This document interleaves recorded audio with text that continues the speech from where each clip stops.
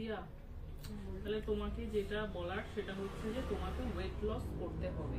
সেটা হচ্ছে তোমার 2025-এর টার্গেট। আজকে তোমার ওয়েট দেখলাম 65 কেজি।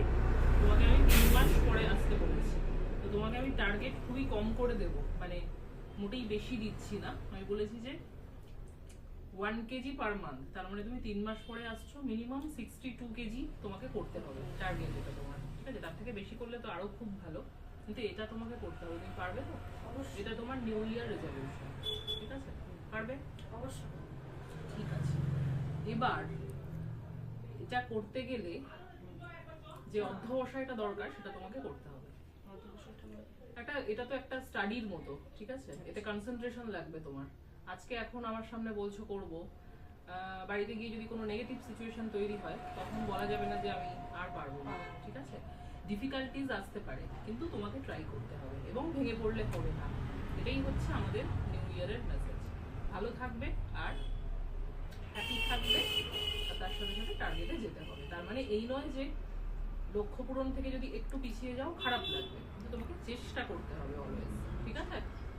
আর হ্যাপি নিউ ইয়ার শুধু দিয়াকে নয়, থ্যাংক ইউ আমাদের সমস্ত পেশেন্টদের, তাদের পরিবারের জন্য সাগরিকা ফার্টিলিটি ক্লিনিকের তরফ থেকে আমি doctor Riya Mondal advance happy new ইয়ারের শুভেচ্ছা জানাচ্ছি। অ্যাডভান্স নয়, প্রায় 2025 আমাদের দোরগোড়ায় উপস্থিত। সবাই খুব ভালো থাকবেন, সবাই আপনাদের টার্গেটে যাবেন। আর আমার সমস্ত পেশেন্টদের জন্য আমি যাদেরকে যা অ্যাডভাইস করেছি সেটাই হচ্ছে আপনাদের টার্গেট।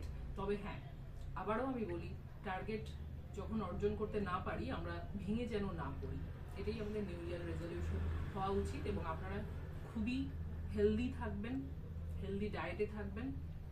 আর আমার স্পেশালি ইনফার্টিলিটির পেশেন্টদের জন্য আপনারা আশা হারাবেন না। নতুন বছর শুরু করুন নতুন আশা নিয়ে, নতুন স্বপ্ন নিয়ে। নমস্কার। সাগরিকা ফার্টিলিটি ক্লিনিকের পক্ষ থেকে আবারও একবার সবাইকে হ্যাপি নিউ ইয়ার।